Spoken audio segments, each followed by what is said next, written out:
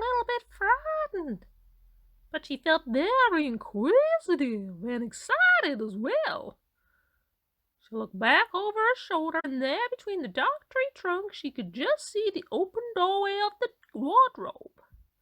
I can always go back if anything goes wrong, thought Lucy.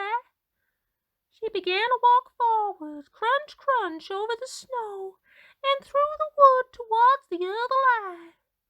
In about 10 minutes she reached it and found it was a lamp-post.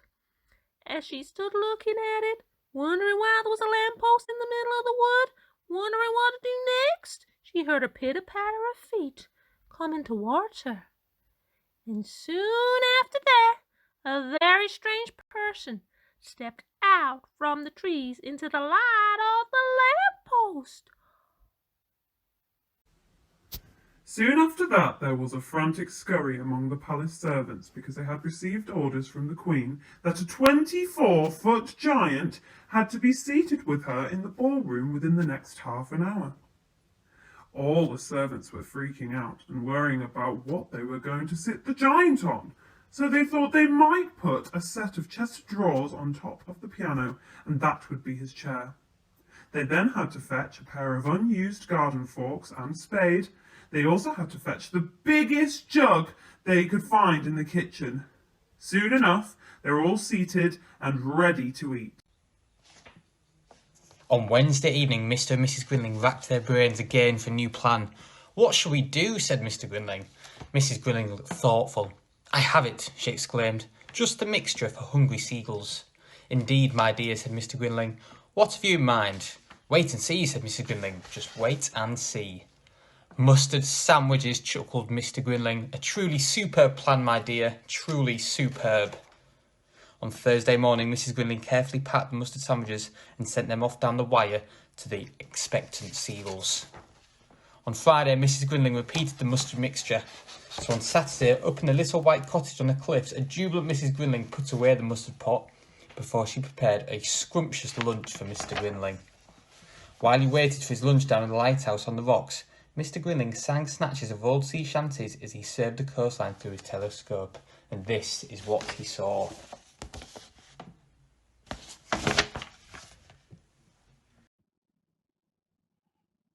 "Come on, children, I don't bite." The dentist smiled and flashed her blindingly white teeth. "Who hasn't been to the dentist for a very, very long time?" she purred. The pupils started whispering to each other and looking around. Soon hundreds of pairs of eyes were glaring at Alfie. Everyone at school had at some point noticed his teeth. They were so bad they might as well have been a tourist attraction. They could even have their own cafe and gift shop. The dentist followed the children's gaze and fixed her eyes on Alfie. "Oh, yes, I thought it might be you." Miss Root's long, thin, gnarled finger pointed straight at him. "You, boy, come to Mummy."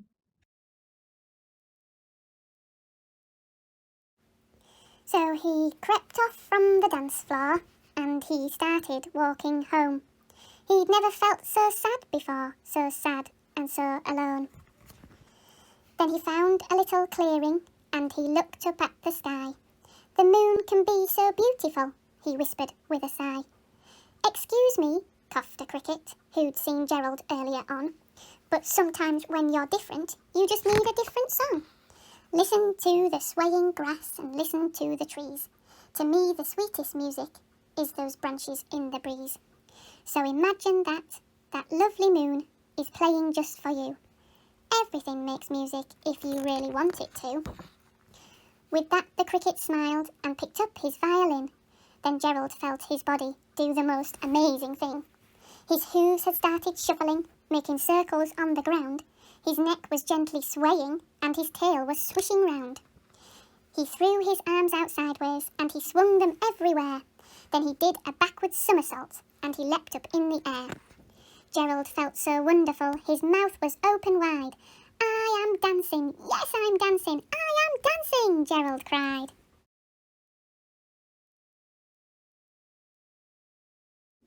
So the bee led the way, and they travelled for hours, till they came to a field full of pretty pink flowers. Harry stood thinking, "I won't pick them yet. I'll need to find water to keep their stalks wet." Just follow me, quoth a lumpy old toad. There's a lovely wet pool at the top of this road.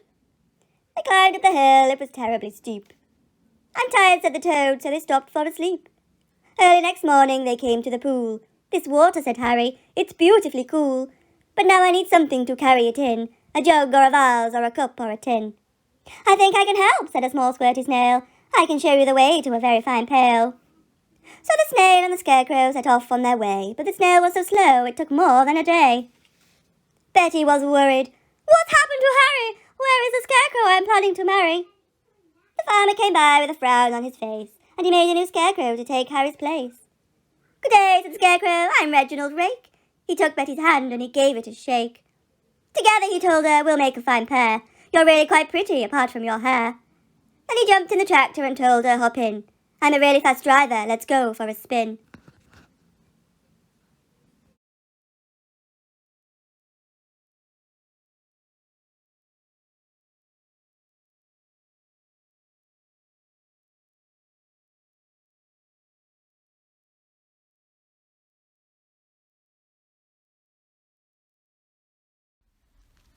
But Granny is so boring, said Ben. It was a cold Friday evening in November, and as usual, he was stumped in the back of his mum and dad's car. Once again, he was on his way to stay the night at his dreaded Granny's house. All old people are. Don't talk about your Granny like that, said Dad weakly, his fat stomach pushed up against the steering wheel of the family's little brown car. I hate spending time with her, protested Ben. Her TV doesn't work. All she wants to do is play Scrabble, and she stinks of cabbage. In fairness to the boy, she does stink of cabbage, agreed Mum, as she applied some last-minute lip liner. You're not helping, wife, muttered Dad. At worst, my mother has a very slight odour of boiled vegetables. Can't I come with you, pleaded Ben. I love ball. That's Sam I am, that's Sam I am. I do not like that Sam I am. Do you like green eggs and ham? I do not like them. Sam I am, I do not like green eggs and ham. Would you like them here or there? I would not like them here or there. I would not like them anywhere. I do not like green eggs and ham. I do not like them, Sam I am. Would you like them in a house? Would you like them with a mouse? I do not like them in a house. I do not like them with a mouse. I do not like them here or there. I do not like them anywhere. I do not like green eggs and ham. She was awakened by a shock so sudden and severe that if Dorothy had not been lying on the soft bed, she might have been hurt. As it was, the jar made her catch her breath and wonder what had happened, and Toto put his cold little nose into her face and whined dismally. Dorothy sat up and noticed that the house was not moving, nor was it dark, for the bright sunshine came in at the window, flooding the little room. She sprang from her bed and with Toto at her heels ran and opened the door. The little girl gave a cry of amazement and looked about her, her eyes growing bigger and bigger at the wonderful sight she saw.